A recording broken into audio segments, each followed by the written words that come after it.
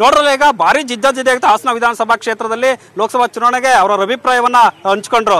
ಏನು ಮೈಕನ್ನು ಕಿತ್ಕೊಂಡು ಅವರು ಮಾತಾಡಿದ್ರು. ಈಗ ಒಳನರಸೀಪುರ ಕ್ಷೇತ್ರಕ್ಕೆ ನಮ್ಮ ಮೋಹನ ಹೋಗ್ಲಿಕ್ಕೆ ಸಿದ್ಧಲಾಗಿದೆ. ಈಗ ಒಳನರಸೀಪುರ ಕ್ಷೇತ್ರಕ್ಕೆ ನಮ್ಮ ಮೋಹನ ಈಗ ಓಡ್ತಾ ಇದೆ.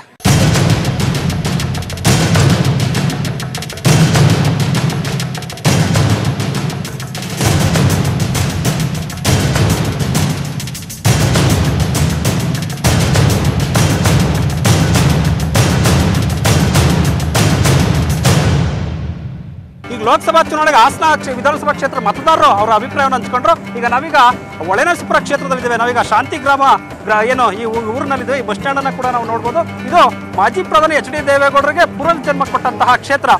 ಸಚಿವ HD ರೇವಣ್ಣ ಕೂಡ ಸಂಪರ್ಕ ಏನು ಅವರು ಸ್ಮರಿಸಿರುವಂತಹ ಕ್ಷೇತ್ರ. ಈ ಶಾಂತಿ ಗ್ರಾಮದ ಏನು ಊರು ಇದೆ, ಇದನ್ನ ನೋಡಬಹುದು. ಇದು ಪ್ರಮುಖ ಪಾತ್ರವನ್ನ ವಹಿಸುತ್ತೆ. ಈಗ ನೂರಾರು ಸಾರ್ವಜನಿಕರು ಇಲ್ಲಿ ಬಂದು ನಿಂತಿದ್ದಾರೆ. ಅವರ ಅಭಿಪ್ರಾಯವನ್ನ ಲೋಕಸಭಾ ಚುನಾವಣೆಗೆ ಮಾಜಿ ಪ್ರಧಾನಿ HD ದೇವೇಗೌಡರ ಮೊಮ್ಮಗ ಒಂದ್ ಕಡೆ JDS ಸ್ಪರ್ಧೆ ಮಾಡಿದ್ರೆ, ಮತ್ತೊಂದ್ ಕಡೆ ಬಿಜೆಪಿಯಿಂದ ಎ ಮಂಜು ಸ್ಪರ್ಧೆ ಮಾಡಿದ್ದಾರೆ. ಈಗ ಅವರು ಸಾರ್ವಜನಿಕರು ಏನನ್ನು ಹೇಳ್ತಾರೆ, ಅವರ ಅಭಿಪ್ರಾಯವನ್ನ ಕೇಳೋಣ ಬನ್ನಿ. ಇಲ್ಲಿವರೆಗೆ ಜನತಾದಳದವರು ಗೆದ್ದು ಚುನಾವಣೆಯಲ್ಲಿ ಆಯ್ಕೆ ಬಂದು ಎಲ್ಲ ಕೆಲಸ ಮಾಡ್ತಿದ್ರು ಕೂಡ ಶಾಂತಿಗ್ರಾಮಕ್ಕೆ ಒದಲಬೇಕಾಗಿರೋದು. ಶಾಂತಿಗ್ರಾಮದಲ್ಲಿ ಸ್ಟೇಟ್ ಬ್ಯಾಂಕ್ ಆಫ್ ಇಂಡಿಯಾ ಒಂದೇ ಇದೆ. ಇವರು ಬೇರೆ ಬ್ಯಾಂಕ್ ತರಲಿಕ್ಕೆ ಅವಕಾಶ ಮಾಡಿಕೊಡ್ತಾ ಇಲ್ಲ. ಮತ್ತೆ ಶಾಂತಿಗ್ರಾಮದಲ್ಲಿ ಸುಮಾರು ಒಂದು 15-20 ವರ್ಷದಿಂದ ಒಂದು ಮೇನ್ ರೋಡಿಂದ ಶಾಂತಿಗ್ರಾಮ ಒಳಗಡೆಗೆ ಹೋಗೋಕ್ಕೆ ಬೈಪಾಸ್ ಆಗಿದೆ. ಅದರಲ್ಲಿ ಯಾವುದೇ ಆದಂಥ ಗುಂಡಿಗಳು ಚರಂಡಿ ಬಿದ್ದಿದೆ. ಸಾರ್ವಜನಿಕರು, ಹಳ್ಳಿ ಜನ, ಕಾಯಿ ವ್ಯಾಪಾರ ಮಾಡೋರು ಬಸ್ಸು ಒಳಗಡೆ ಬರ್ತಾ ಇಲ್ಲ. ಓಟ್ ಹಾಕ್ತಿ ಬಿಡಿ, ಓಟ್ ಹಾಕೋದು ಸಪ್ರೇಟ್ ವಿಚಾರ. ಶಾಂತಿಗ್ರಾಮಕ್ಕೆ ಬೇಕಾಗಿರೋ ಕೆಲಸ ಏನು? ಬ್ಯಾಂಕ್ಗಳು ಬೇಕು. ಇನ್ನೂ 4 ಬ್ಯಾಂಕ್ ಆದರೂ ನಡೀತದೆ. ಈ ಶಾಂತಿಗ್ರಾಮಕ್ಕೆ ಒಂದು UGD ವ್ಯವಸ್ಥೆ ಬೇಕು. ಇದನ್ನ ನಾವು ಮೊಟ್ಟ ಮೊದಲ ಬಾರಿಗೆ ಕೇಳ್ತಾ ಇದೀವಿ, UGD ವ್ಯವಸ್ಥೆ. ಶಾಂತಿ ಗ್ರಾಮದಲ್ಲಿ ಈಗ ಆಲ್ರೆಡಿ ತಾಲೂಕಾಗಿದೆ. ನಮ್ಮ ದೇವೇಗೌಡರು ಮತ್ತು ರೇವಣ್ಣ ಸಾಹೇಬರು, ಮೊದಲು ಪಟೇಲ್ ಶಿವರಾಮ್ ಅವರಿದ್ದರು, MLA HS ಪ್ರಕಾಶ್ ಅಣ್ಣವರಿದ್ದರು. ಇವರೆಲ್ಲ ಇದ್ದಾಗಲೂ ನಮ್ಮ ಶಾಂತಿಗ್ರಾಮ ಇದುವರೆಗೂ JDS. ನಾವು ಹಾಕೋದು JDS ಓಟು. ಈಗ ತಾಲೂಕಾಗಿರೋದ್ರಿಂದ ನಮಗೆಲ್ಲ ಶಾಂತಿಗ್ರಾಮದ ಜನತೆಗೆ, ಹೋಬಳಿ ಜನತೆಗೆ ಸಂತೋಷವನ್ನು ಕೊಟ್ಟಿದೆ. ಆದ್ದರಿಂದ ದಯಮಾಡಿ ಇನ್ನು ಮುಂದೆ ಆಗ್ಬೇಕಾಗಿರೋವೆಲ್ಲನೂ ನಮ್ಮ ರೇವಣ್ಣ ಸಾಹೇಬರು ಮಾಡ್ತಾರೆ. ನಾವು ಓಟ್ ಹಾಕೋದೆಲ್ಲ JDSಗೆ. ನಾವು ನಮ್ಮೂರಿಗೆ ಒಳ್ಳೆ ಕೆಲಸ ಆಗಿದೆ. ಒಳ್ಳೆ ಕೆಲಸ ನೋಡಿ ನಾವು ನಮ್ಮ ದೇವೇಗೌಡರು ಸಾಹೇಬರಿಗೆ ಹೊರವತ್ತ ಮಹಿಳೆ ಗುರುತಿಗೆ ನಾವು ಓಟ್ ಹಾಕೋದು. ಒಳ್ಳೆ ಲಕ್ಷಣ ಇರೋಂಥ ರೇವಣ್ಣ ಸಾಹೇಬರು ಇದ್ದಾರೆ. ಅವರ ಮಗ ಪ್ರಜ್ವಲ್ ರೇವಣ್ಣವ್ರು ಇದ್ದಾರೆ. ಅವರೆಲ್ಲ ಒಳ್ಳೆ ಕೆಲಸ ಮಾಡ್ತಾರೆ. ಯಾವಾಗಲೂ ನಮ್ಮ ಶಾಂತಿಗ್ರಾಮ ಮಾಡಿರೋದೇ ನಮ್ಮ JDS ಅಭ್ಯರ್ಥಿಯಿಂದಲೇ ಆಗಿರೋದು ಕೆಲಸ. ಬೇರೆ ಯಾವುದೇ ಅಭ್ಯರ್ಥಿಯಾಗಿ ಕೆಲಸ ಮಾಡಿಲ್ಲ. ನಾವು JDSಗೆ ಓಟ್ ಹಾಕೋದು.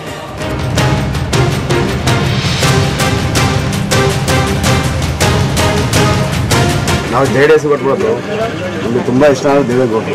ಕಾರಣ ಏನಪ್ಪ ಅಂದರೆ ಒಬ್ಬ ಕನ್ನಡಿಗರಾಗಿ ಅವರು ಪ್ರಥಮ ಬಾರಿಗೆ ಒಬ್ಬ MP ಕ್ಯಾಂಡಿಡೇಟ್ ಆಗಿದ್ದು ಇತಿಹಾಸ ಸೃಷ್ಟಿ ಮಾಡುವಂಥ ಏಕೈಕ ವ್ಯಕ್ತಿ ಒಬ್ಬ ಕನ್ನಡಿಗ ಅಂದರೆ ದೇವೇಗೌಡರು. ಅದು ಹಾಸನ ಜಿಲ್ಲೆಯವರು. ದೇವೇಗೌಡ ಬಗ್ಗೆ ಮತ್ತೆ ನನ್ನ ಪ್ರಕಾರ ಜಿಲ್ಲೆಯಲ್ಲಿ ಆ ರೀತಿ ಪ್ರಧಾನಮಂತ್ರಿ ಆಗೋದಕ್ಕೆ ಸಾಧ್ಯತೆಯೇ ಇಲ್ಲ ಅನ್ಸುತ್ತೆ. ಚಾನ್ಸಸ್ಸೇ ಇಲ್ಲ ಅನ್ಸುತ್ತೆ. JDS, ಜೈ JDS. ಈಗ ಶಾಂತಿಗ್ರಾಮದಿಂದ ನಮ್ಮ ರೇವಣ್ಣ ಸಾಹೇಬರು ಒಳ್ಳೆ ಅಭಿವೃದ್ಧಿ ಕೆಲಸ ಮಾಡಿದ್ದಾರೆ. ಕೆಲಸ ಮಾಡೋ ಕ್ಯಾಂಡಿಡೇಟ್ ಆಗಬೇಕು. ಕೆಲಸ ಮಾಡೋ ಅಭಿವೃದ್ಧಿ ಕೆಲಸ ಮಾಡೋರು ಆಗಬೇಕು. ನಮಗೆ ರೇವಣ್ಣ ಸಾಹೇಬರಿಗೆ ನಾವು ಓಟ್ ಹಾಕೋದು. ರೇವಣ್ಣ ಸಾಹೇಬರು ಮತ್ತು ಪ್ರಜ್ವಲ್ ರೇವಣ್ಣ ಅವರಿಗೆ ನಾವು ಓಟ್ ಹಾಕೋದು. ಅವರು ರೋಡು ಮತ್ತು ರಸ್ತೆ, ನೀರಾವರಿ ಎಲ್ಲ ಮಾಡಿದ್ದಾರೆ. 196 ಕೆರೆಗಳಿಗೆ ನೀರು ಕೊಡ್ತೀನಿ ಅಂತ ಶಂಕುಸ್ಥಾಪನೆ ಮಾಡಿದ್ದಾರೆ. ಶಾಂತಿಗ್ರಾಮ ಆಸ್ಪತ್ರೆ ಕೊಟ್ಟಿದ್ದಾರೆ. ನಮಗೆ ಅಡ್ವಾಂಟೇಜ್ ಬೇಕಾಗಿರೋದು ಅಂದರೆ ಬ್ಯಾಂಕ್ ಒಂದು ಈಗ 4-5 ಬ್ಯಾಂಕ್ ಬೇಕು ಶಾಂತಿಗ್ರಾಮಕ್ಕೆ. ಹಿಂಗಾಗಿ ಅಭಿವೃದ್ಧಿ ಮಾಡಿದರೆ ಅದರಿಂದ ಅವರಿಗೆ JDSಗೆ ಓಟ್ ಹಾಕ್ತಾ ಇದೀವಿ. 60 ಮಹಿಳೆಗೆ ಓಟ್ ಹಾಕ್ತಾ ಇದೀವಿ. 1952ರಿಂದ ಬೇರೆ ಪಕ್ಷ ಯಾವುದೇ ಕಾರಣಕ್ಕೂ ಇಲ್ಲಿ ಬಂದಿಲ್ಲ. ಪ್ರಧಾನಮಂತ್ರಿ ಆಗಿರೋ ತೊಟ್ಟಿಂದನೂ ಇಲ್ಲಿ JDS. ಇಲ್ಲಿ ಯಾವುದೇ ಕ್ಯಾಂಡಿಡೇಟ್ ಯಾವುದೇ ಥರ ಇದ್ರೂ JDS ಗೆಲ್ಲೋದು. ಇಲ್ಲಿ ಅದರಲ್ಲೂ ಶಾಂತಿಗ್ರಾಮ ತಾಲೂಕು ಮಾಡಿದ್ದಾರೆ. ಅದ್ರ ಕೃತಜ್ಞತೆ ಸಲ್ಲಿಸೋಕ್ಕಾಗಲಿ 100% ಓಟ್ ಅಂತೂ ಪ್ರಜ್ವಲ್ ರೇವಣ್ಣನ ನಾವು ಅಭ್ಯರ್ಥಿ ಅಂತ ಸ್ಪಂದಿಸ್ತೀವಿ. ಯುವಕರಂತೂ ಆಗಲಿ ಯಾರೇ ಆಗಿರಲಿ ಎಲ್ಲ ವರ್ಗದವ್ರಿಗೂ ಖುಷಿ ತಂದಿತ್ತು.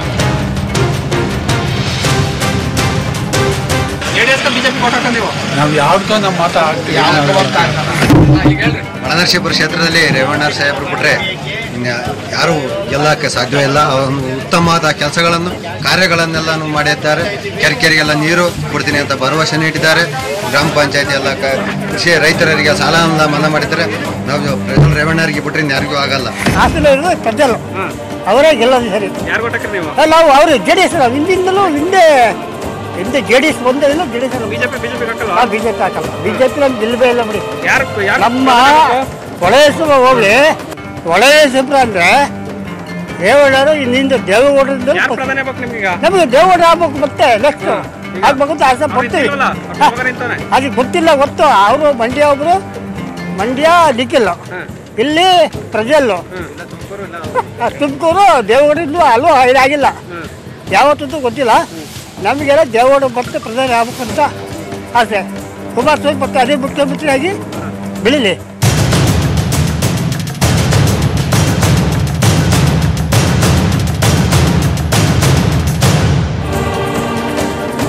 ಶಾಂತಿಗ್ರಾಮ ಇದರಲ್ಲಿ ಏನು ನೂರಾರು ಜನ ಬಿಜೆಪಿ ಮತ್ತು ಜೆಡಿಎಸ್ ಬಗ್ಗೆ ಅವರ ಅಭಿಪ್ರಾಯವನ್ನ ಹೇಳಿದ್ರು. ನಾವೀಗ ಶಾಂತಿಗ್ರಾಮವನ್ನ ಮುಗಿಸಿ ಈಗ ಚನ್ನರಾಯಪಟ್ಟಣ ತಾಲೂಕಿನ ಹತ್ರ ಹೋಗ್ತಾ ಇದ್ದೀವಿ. ಅಲ್ಲಿ ಚನ್ನರಾಯಪಟ್ಟಣ ಅಂದ್ರೆ ಶ್ರವಣಬೆಳಗೊಳ ಕ್ಷೇತ್ರಕ್ಕೆ ನಮ್ಮ ವಾಹನ ಈಗ ಹೇಳ್ತಾ ಇದೆ. ಈಗ ಶ್ರವಣಬೆಳಗೊಳದಲ್ಲಿ ಅಲ್ಲಿನ ಜನರು ಬಿಜೆಪಿ ಅತ್ತ ಒಲವಿದ್ದಾರೋ ಅಥವಾ ಜೆಡಿಎಸ್ ನತ್ತ ಒಲವಿದ್ದಾರೋ ಅನ್ನುವಂಥದ್ದನ್ನ ನೋಡೋಣ.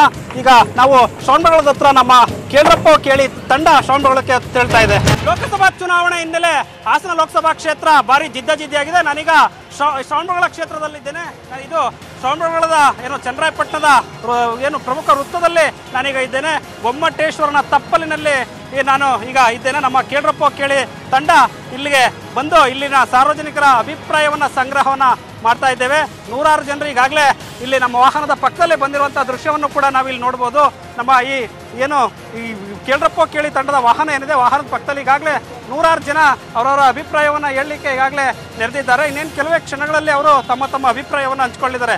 ನಮ್ಮ ಈಗಾಗಲೇ ಮೈಕ್ ಕೂಡ ಈಗಾಗಲೇ ಸಿದ್ಧವಾಗಿ ನಿಂತಿರುವಂತಹದ್ದು ಈಗಾಗಲೇ ರೆಡಿ ಇದೆ. ಅವರು ಏನೇನು ಮಾತಾಡ್ತಾರೆ ಅವರ ಅಭಿಪ್ರಾಯವನ್ನು ಅವರು ಜೆಡಿಎಸ್ಗೆ ಬೆಂಬಲಿಸ್ತಾರ. ಮಾಜಿ ಪ್ರಧಾನಿ ಎಚ್ ಡಿ ದೇವೇಗೌಡರ ಮೊಮ್ಮಗ ಜೆಡಿಎಸ್ನಿಂದ ಸ್ಪರ್ಧೆ ಮಾಡಿದ್ದಾರೆ ಪ್ರಜ್ವಲ್ ರೇವಣ್ಣ.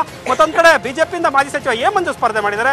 ಅವರು ಬಿಜೆಪಿಗೆ ಮತವನ್ನು ಚಲಾಯಿಸ್ತಾರ ಅಥವಾ ಈ ಜೆಡಿಎಸ್ಗೆ ಮತವನ್ನು ಚಲಾಯಿಸ್ತಾರ, ಅವರ ಅಭಿಪ್ರಾಯ ಏನು ಅನ್ನುವಂಥದ್ದನ್ನ ಇನ್ನೇನು ಕೆಲವೇ ಕ್ಷಣಗಳಲ್ಲಿ ಹೇಳಿದರೆ ಮೈಕ್ ಕೂಡ ರೆಡಿ ಆಗಿದೆ. ಈಗ ಅವರ ಅಭಿಪ್ರಾಯವನ್ನ ಹಂಚ್ಕೊಳ್ಳೋದೊಂದೇ ಬಾಕಿ ಇರುವಂತಹದ್ದು. ಇವತ್ತು ಇಡೀ ಭಾರತದಲ್ಲಿ ಭಾರತೀಯ ಜನತಾ ಪಕ್ಷದ ಅಲೆ ಎದ್ದಿದೆ. ಮೋದಿಯವರು ಈ ರಾಷ್ಟ್ರದಲ್ಲಿ ನಿಜಕ್ಕೂ ಒಬ್ಬ ಮಹಾನ್ ನಾಯಕ. ಈ ದೇಶಕ್ಕೆ ಮತ್ತೊಮ್ಮೆ ಮೋದಿಯವರು ಈ ಸರ್ಕಾರ ಬರಬೇಕು. ಯಾಕೆಂದ್ರೆ ಈ ದೇಶ ಸುರಕ್ಷಿತವಾಗಿರ್ಬೇಕು, ಜನರ ರಕ್ಷಣೆಯಲ್ಲಿರ್ಬೇಕು ಅಂದ್ರೆ ಮೋದಿಯವರ ಸರ್ಕಾರ ಬರಬೇಕು ಅಂತ ಹೇಳ್ತಾ ಈ ಮುಖಾಂತರ ಅಭ್ಯರ್ಥಿ ಎ ಮಂಜು ಅವರು ನಮ್ಮ ಪಕ್ಷದ ಅಭ್ಯರ್ಥಿಯಾಗಿದ್ದಾರೆ. ಅವರಿಗೆ ನಮ್ಮೆಲ್ಲರ ಈ ತಾಲೂಕಿನ ಈ ಜಿಲ್ಲೆಯ ಜೈ ಭಾರತ್ ಮಾತಾ ಕಿ, ಭಾರತ್ ಮಾತಾ ಕಿ, ಭಾರತ್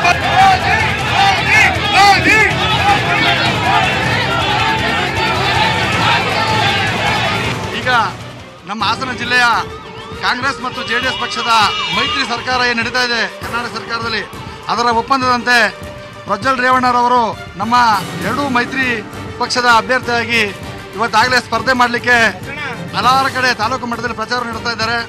ಬಹುಶಃ ಈ ಜಿಲ್ಲೆಯಲ್ಲಿ ದೇವೇಗೌಡರ ಹೋರಾಟ, ಕುಮಾರಸ್ವಾಮಿ ಅವರ ಆಡಳಿತವನ್ನು ನೋಡಿ ಜನ ಪ್ರಜ್ವಲ್ ರೇವಣ್ಣರವರನ್ನ ಕಳೆದ ಬಾರಿಗಿಂತ ಸುಮಾರು 3-4 ಲಕ್ಷಗಳ ಲೀಡಿಂಗ್ನಿಂದ ಗೆಲ್ಲಿಸ್ತಕ್ಕಂಥ ಸಂದರ್ಭ ಇವತ್ತು ಬಂದಿದೆ. ಇವತ್ತು ಸ್ಪರ್ಧೆ ಮಾಡಿರ್ತಕ್ಕಂಥದ್ದು ಬಹುಶಃ ಹಲವಾರು ಟೀಕೆ ಟಿಪ್ಪಣಿಗಳು ನಡೀತಾ ಇದೆ. ಅದಕ್ಕೆ ನಾನು ಒಂದಾದ್ರೂ ಉತ್ತರ ಹೇಳ್ತೇನೆ. ವಂಶಪಾರ್ಯ ರಾಜಕಾರಣ ಅಂತಕ್ಕಂಥದಕ್ಕೆ ಅರ್ಥ ಇಲ್ಲ ಅಂತ ಕಾಣ್ತದೆ. ಬಹುಶಃ ಭಾರತ ಇತಿಹಾಸದಲ್ಲಿ ಹಲವಾರು ರಾಜಕಾರಣಿಗಳ ಮಕ್ಕಳು ರಾಜಕಾರಣ ಮಾಡ್ತಾ ಇರ್ತಕ್ಕಂಥದ್ದು ಸರ್ವೇ ಸಾಮಾನ್ಯ ಆಗಿದೆ. ಅದನ್ನು ಟೀಕೆ ಮಾಡ್ತಕ್ಕಂಥದ್ದು ಸಲ್ಲದ ವಿಷಯ. ಬಹುಶಃ ಪ್ರಜ್ವಲ್ ರೇವಣ್ಣ ಅವರಿಗೆ ಸೂಕ್ತವಾದಂಥ ವೇದಿಕೆ ಜಿಲ್ಲೆಯಲ್ಲಿ ನಿರ್ಮಾಣ ಆಗ್ತದೆ. ಅವ್ರು ಗೆಲ್ತಾರೆ, ಅವ್ರಿಗೆ ಶುಭವಾಗಲಿ ಅಂತ ಹೇಳಿ ನಾವು ಶುಭವನ್ನು ಹಾರೈಸ್ತೀವಿ. ಚುನಾವಣೆ ದೃಷ್ಟಿಯಿಂದ ನಾವು ಮಾತಾಡಬೇಕಾದ್ರೆ ಏನು ಕುಮಾರಣ್ಣರು ಮುಖ್ಯಮಂತ್ರಿ ಆಗಿದ್ದಾರೆ, ಅವರು ನಾನು ಮುಖ್ಯಮಂತ್ರಿ ಆಗಿ 24 ಗಂಟೆ ಒಳಗೆ ರೈತರ ಎಲ್ಲ ಸಾಲ ಮನ್ನಾ ಮಾಡ್ತೀನಿ ಅಂತ ಹೇಳಿದ್ರು. ಹಾಗೂ ಒಂದು ಹೆರಿಗೆ ಆಗೋರಿಗೆ ತಿಂಗಳಿಗೆ 6,000 ರೂಪಾಯಿ ಕೊಡ್ತೀನಿ ಅಂತ ಹೇಳಿದ್ರು. ಮತ್ತೆ ವೃದ್ಧರಿಗೆ ತಿಂಗಳಿಗೆ 12,000 ರೂಪಾಯಿ ಕೊಡ್ತೀನಿ ಅಂತ ಹೇಳಿದ್ರು. ಎಲ್ಲ ಮೂಗಿಗೆ ತುಪ್ಪ ಸೌರ ಕೆಲಸ ಮಾಡಿದ್ದಾರೆ. ನಮ್ಮ ಪ್ರಕಾರ ಅಭ್ಯರ್ಥಿ ಆಗಿರ್ಬೇಕು ಅಂತಂದ್ರೆ ನಮ್ಮ ದೇಶ ರಕ್ಷಣೆಯನ್ನ ಮಾಡಬೇಕು, ದೇಶಕ್ಕಾಗಿ ಹೋರಾಟ ಮಾಡಬೇಕು. ದೇಶಕ್ಕೆ ಎಲ್ಲೂ ಒಂದು ಕುತ್ತು ಬಂದ್ರೆ ಇವರು ತಮ್ಮ ಜನಗಳನ್ನ ಎಬ್ಬಿಸಿ ಏಳಿಸಿ ಅದ್ರ ಬಗ್ಗೆ ವಿರುದ್ಧ ಹೋರಾಟ ಮಾಡಬೇಕು ಅಂತ ಅಭ್ಯರ್ಥಿ ನಮಗೆ ಬೇಕಾಗಿದೆ. ದೇವೇಗೌಡರು ಮೊಮ್ಮಗ ಪ್ರಜ್ವಲ್ ನಿಂತಿದ್ದಾರೆ. ಅವನಿಗೆ ಅನುಭವ ಕಡಿಮೆ. ಅವನು ಇನ್ನೂ ತುಂಬಾ ದಿವಸ ಇನ್ನೂ ರಾಜಕೀಯದಲ್ಲಿ ಪೊಳಗಬೇಕು. ಎ ಮಂಜು ಆದ್ರೆ ಇವರಾಗಲೇ ಸುಮಾರು 25-30 ವರ್ಷಗಳಿಂದ ಇವರು ರಾಜಕೀಯ ಮಾಡ್ಕೊಂಡ್ಬಂದವ್ರೆ. ರಾಜಕೀಯದ ಏರುಪೇರುಗಳು ಗೊತ್ತಿದೆ. ಆದ್ರಿಂದ ಎ ಮಂಜುವರೇ ಉತ್ತಮವಾದ ಅಭ್ಯರ್ಥಿ. ನಾವು ಬಿಜೆಪಿಗೆ ಓಟ್ ಹಾಕ್ತೀವಿ, ನಮಗೆ ರಾಷ್ಟ್ರ ಮುಖ್ಯ, ಮೋದಿಗೆ ಓಟ್ ಹಾಕ್ತೀವಿ, ಎ ಮಂಜುಗೆ ಓಟ್ ಹಾಕ್ತೀವಿ. ದೇಶದ ಬಗ್ಗೆ ಹೋದ್ರೆ ಮೋದಿಗೆ ಓಟ್ ಹಾಕ್ಬೇಕ್ರಿ. ಇವತ್ತು ಇಡೀ ರಾಷ್ಟ್ರದಲ್ಲಿ ಏನು ಮೋದಿಯವರ ಒಂದು ನಾಯಕತ್ವನ ಬಯಸಿ ಇಡೀ ರಾಷ್ಟ್ರದಲ್ಲಿ ಮೋದಿನೇ ಬೇಕು ಅನ್ನೋಂಥ ಇಡೀ ಯುವ ಮುಖಂಡ ರೈತ ಸಂಘ ಎಲ್ಲವೂ ಸಹ ಇವತ್ತು ಹೋರಾಟ ಮಾಡ್ತಿದೆ. ಆ ರೈತದಲ್ಲಿ ಇವತ್ತು ಮಂಜುನಾಥ್ ಅವರು ನಮ್ಮ ಪಾರ್ಟಿಗೆ ಬಂದು ಅಭ್ಯರ್ಥಿಯಾಗಿದ್ದಾರೆ. ಎ ಮಂಜು ಅವರು ಅವ್ರ ಹಿಂದೆ ಯಾವ ಪಾರ್ಟಿಲಿ ಇದ್ರು ಅನ್ನೋದು ಬೇಡ, ಮುಂದೆ ಮೋದಿ ಅವರಿಗೆ ಬಲಪಡಿಸ್ಬೇಕು ಅಂತೇಳಿ ಈ ಮೋದಿ ಸರ್ಕಾರ ಬರಬೇಕು. ಕರ್ನಾಟಕದಲ್ಲಿ ಯಡಿಯೂರಪ್ಪರ ನಾಯಕತ್ವದಲ್ಲಿ ಆರ್ ಅಶೋಕ್ ಅವರ ನಾಯಕತ್ವದಲ್ಲಿ ನಮ್ಮ ಸರ್ಕಾರ ರಚನೆ ಆಗಬೇಕು. ಇನ್ನು 3 ತಿಂಗಳು ಕಳೆದ್ಮೇಲೆ ಕರ್ನಾಟಕ ರಾಜ್ಯ ಸರ್ಕಾರ ಭಾರತೀಯ ಜನತಾ ಪಾರ್ಟಿ ಸರ್ಕಾರ, ಕೇಂದ್ರದಲ್ಲೂ ಸಹ ಭಾರತೀಯ ಜನತಾ ಪಾರ್ಟಿ ಸರ್ಕಾರ ಇರುತ್ತೆ. ಇದರಲ್ಲಿ ಯಾವುದೇ ತರ ಸಂಶಯ ಇಲ್ಲ ಅಂತ ಹೇಳ್ತಾ ಬರುವ ದಿನಗಳಲ್ಲಿ ಮೋದಿ ಅವರಿಗೆ ಓಟು. ನೀರಾವರಿ ಹೋರಾಟಕ್ಕೋಸ್ಕರ ಇರುವಂತ ಮಂಜು ಅವರಿಗೆ ಒಳ್ಳೆ ಅವಕಾಶ ಇದೆ. ಮೋದಿ ಅವರನ್ನ ಗೆಲ್ಲಿಸಿ ಮೋದಿ ಅವರಿಗೋಸ್ಕರ ಸರ್ಕಾರ ಇಡೀ ರಾಷ್ಟ್ರದಲ್ಲಿ, ಇಡೀ ಭಾರತದಲ್ಲ ಈ ವಿಶ್ವಖಂಡದಲ್ಲಿ ನಿಜಕ್ಕೂ ನೀವು ಹೇಳ್ಬೇಕು ಅಂದ್ರೆ ಪ್ರಪಂಚದ ಮೂಲೆ ಮೂಲೆಯಲ್ಲೂ ಮೋದಿ ಮೋದಿ ಮೋದಿ ಅಂತ ಹೇಳಿ ಎಲ್ಲಾ ದೇಶದ ಮುಖಂಡರುಗಳು ಸಹ, ಎಲ್ಲಾ ದೇಶದ ನಾಯಕರುಗಳು ಸಹ ಇವತ್ತು ಭಾರತದಲ್ಲಿ ಮೋದಿ ಸರ್ಕಾರ ಇರಬೇಕು, ಪಾಕಿಸ್ತಾನದವ್ರಿಗೆ ಸರಿಯಾದ ಪಾಠ ಕಲಿಸ್ಬೇಕು ಅನ್ನೋದಕ್ಕೋಸ್ಕರ ಮೋದಿ ಅವರು ಬೇಕೇ ಬೇಕು.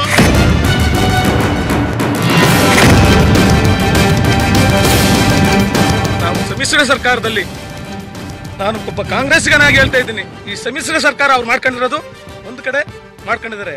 ನಮ್ಮ ಪರಿಸ್ಥಿತಿ ಏನಾಗಿದೆ ಅಂದ್ರೆ ಸಮ್ಮಿಶ್ರ ಸರ್ಕಾರ ಒಪ್ಕೋತೀನಿ ನಾನು.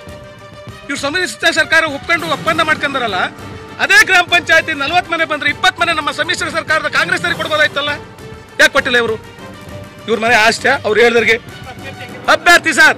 ಯಾರಾಗಲಿ ಸಮ್ಮಿಶ್ರ ಸರ್ಕಾರ ಮೋದಿಯ ಒಳ್ಳೆ ಕೆಲಸ ಇವತ್ತು ಜಮ್ಮು ಕಾಶ್ಮೀರದಲ್ಲಿ ನಡೆದಂತ ದುರ್ಘಟನೆಯ ಬಗ್ಗೆ ಹೋರಾಟ ಮಾಡಿದ ಪ್ರಕಾರ ಹೋದ್ರೆ ಅದರಿಗೆ ನಾನು ನನ್ನ ಮನಸ್ಪೂರ್ವಕವಾಗಿ ನನ್ನ ಮನೆ ಫ್ಯಾಮಿಲಿ, ನನ್ನ ಆಜುಬಾಜು ಬಂಧುಗಳನ್ನ ನಾನು ಸೇರಿಸಿ ನಾನು ಬಿಜೆಪಿಗೆ ಓಟ್ ಹಾಕ್ತೀನಿ. ಸ್ವಲ್ಪ ಏತಿರ್ಬೇಕು, ಸೀನಿಯರ್ ದೇವೇಗೌಡರು ನಿಂತ್ಕೊಳ್ಳಿ ಬಿಟ್ಟು, ದೇವೇಗೌಡರು ನಿಂತ್ಕೊಂಡ್ರೆ ನಾನು ಓಟ್ ಹಾಕ್ತೀನಿ ಅಲ್ವಾ? ಅದನ್ನ ವಯಸ್ಸಿನ ಒಂದು ಅನುಗುಣವಾಗಿ ನಮ್ಮಪ್ಪ ಹೋಗ್ಬಿಟ್ಟು, ಮಗ ನಾನು ನಿನ್ಗೆ ಚರಣ ತಿಂತ ಆಗುತ್ತಾ? ನಮ್ಮಪ್ಪ ಅವ್ರ ಕಾಲಿ ಬೀಳಕ್ಕಾಗ್ತಾ ಸರ್? ಬೆಂಪಿ ಕ್ಯಾಂಡಿಡೇಟ್ ಬಂದು ನಮ್ಮ ಅಪ್ಪನ ಕಾಲಿ ಅವ್ರು ಬೀಳ್ಬೇಕು, ಬರಲ್ಲ ಬೀಳಲ್ಲ ದೊಡ್ಡವ್ರ ಮಕ್ಕಳು. ಆಗದೆ ಈ ರಾಜ್ಯದಲ್ಲಿ ಏನಾರ ಜಮ್ಮು ಕಾಶ್ಮೀರ ಪಾಕಿಸ್ತಾನಕ್ಕೆ ಏನಾರ ನಾವು ಒಳ್ಳೆ ಮೆಸೇಜ್ ಕೊಡ್ಬೇಕು ಅಂದ್ರೆ ಈ ರಾಜ್ಯದಲ್ಲಿ 28 ಕ್ಷೇತ್ರದಲ್ಲೂ ಬಿಜೆಪಿಗೆ ಓಟ್ ಹಾಕ್ಬೇಕು ಅಂತ ನನ್ನ ಮನಸ್ಸಿಚ್ಛವಾಗಿ ಹೇಳ್ತೀನಿ. ಅದನ್ನ ಯಾರೇ ಆಗ್ಲಿ ನನ್ನ ಬಂಧುಗಳಿಗೂ ಹೇಳ್ಬಿಟ್ಟು ನನಗೆ ಮಾತಾಡಕ್ಕೆ ಇಲ್ಲಿ ನೀವು ಬಂದು ಸರ್ ನಾನು ಬಿಜೆಪಿ ಎ ಮಂಜು ಅವರು ನಾನು ಈ ಸರಿ ಹಾಕ್ಲೇಬೇಕು ಅಂತ ನನ್ನ ಮನಸ್ಪೂರ್ವಕವಾಗಿ ಈ ವಿಷಯವನ್ನು ಹೇಳ್ತೀನಿ.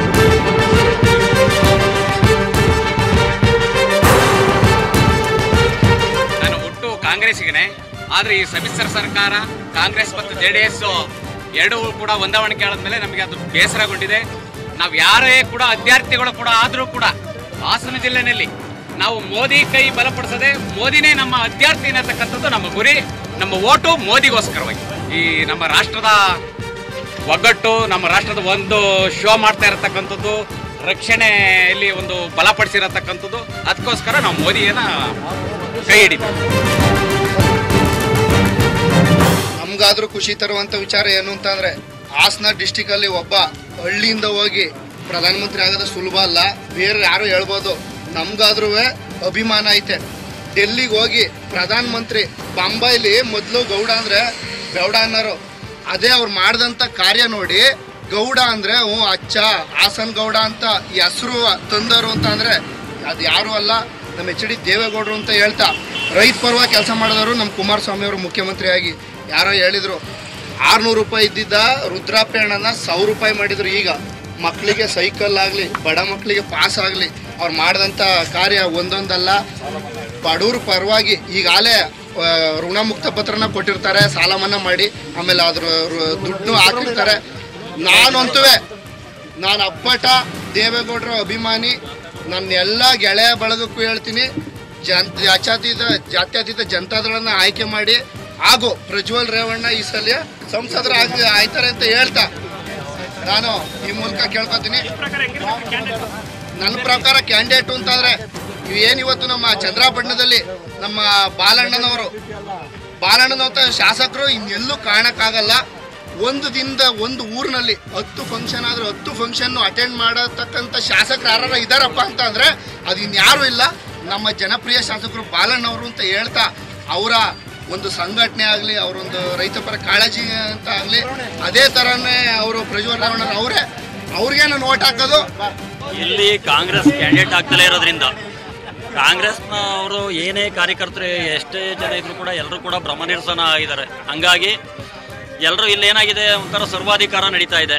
ಆಲ್ರೆಡಿ ಆ ಸರ್ವಾಧಿಕಾರ ಧೋರಣೆಯನ್ನು ಖಂಡಿಸಿ ನಾವು BJPಗೆ ಏನು ಕಾಂಗ್ರೆಸ್ ಕಾರ್ಯಕರ್ತರು ಯಾರು ಇದ್ದೀವಿ ಅವರೆಲ್ಲರೂ ಕೂಡ ಮುಕ್ತವಾಗಿ ನಾವು BJPಗೆ ಆಹ್ವಾನ ಕೊಡ್ತಾ ಇದ್ದೀವಿ.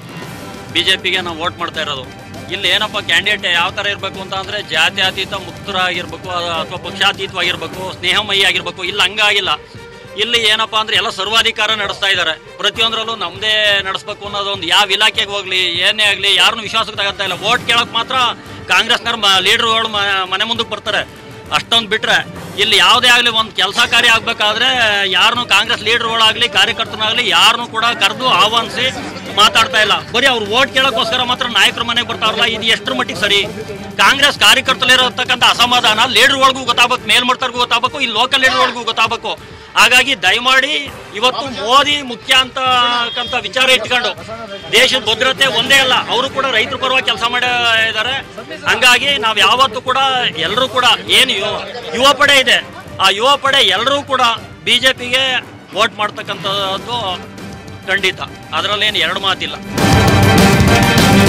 ನಮ್ಮ ಕಾಂಗ್ರೆಸ್ ಸಮ್ಮಿಶ್ರ ಸರ್ಕಾರದ ಬೆಂಬಲಿತ ಸ್ನೇಹಿತರೆ BJP ಅವರು ಯಾರೂ ಇಲ್ಲ.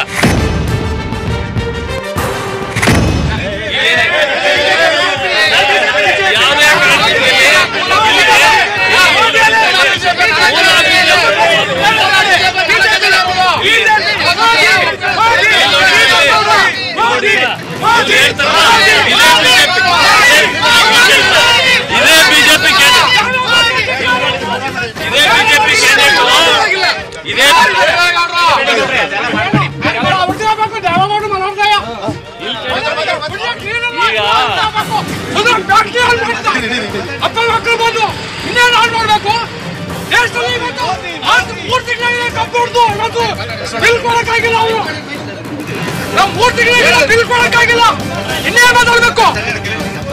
3 ತಿಂಗಳಾಗಿದೆ ನೀವು ಕಬ್ಬಾರ್ದು ಬಿಲ್ ಕೊಡಕ್ಕಾಗಿಲ್ಲ. ಇನ್ನೇನು ಉತ್ಕೃಷ್ಟಾಗ ದೇವೇಗೌಡರು ಮಕ್ಕಳು ಯಾವ ಮೋದಿಗೆ ಓಟು, ಕಾಂಗ್ರೆಸ್ ಮೋದಿಗೆ ಓಟು ಇಲ್ಲ. ಇದು ಕಳೆದ ಬಾರಿ 5 ವರ್ಷ ಇದೇ ಕಾಂಗ್ರೆಸ್ BJP ಕ್ಯಾಂಡಿಡೇಟ್ ಆಗಿದ್ದಾರೆ. ಈಗ BJP ಕ್ಯಾಂಡಿಡೇಟ್ ಅಂತ ಯಾರು ಬಿಂಬಿಸ್ಕೊಂಡಿದ್ದಾರೆ ಅದೇ ಮಂಜು ಅವರು ಮಿನಿಸ್ಟರ್ ಆಗಿದ್ರು. ಕಳೆದ ಬಾರಿ 5 ವರ್ಷ ಅವ್ರದೇ ಸರ್ಕಾರ ಇತ್ತು. ಈಗ BJPಗೆ ಹೋಗಿದ್ದಾರೆ. ಅದರ ಅರ್ಥ ಏನು ಸರ್? ಅವರು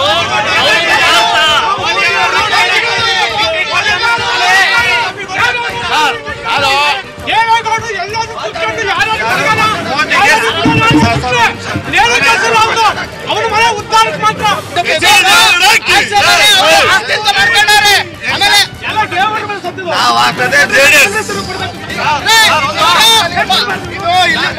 ಮೈತ್ರಿ ಅಂತಾರೆ. ಫ್ಯಾಮಿಲಿ ಯಾರೇ ಎಲ್ಲ ಅವ್ರನ್ನೇ ಮಾಡ್ಕೊಂಡು ಬಂದವ್ರು ಯಾರು ಕೊಟ್ಟಿಲ್ಲ. ಮಣ್ಣಿನ ಮಗ ಅಂದ್ರೆ ದೇವೇಗೌಡ, ಮಣ್ಣಿನ ಮಗ ದೇವೇಗೌಡ.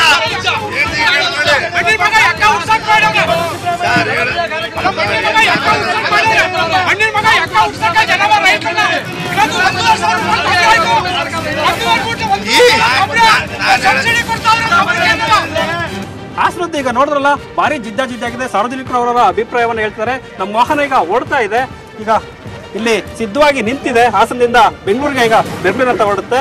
ಓಕೆ, ಬಾಯ್.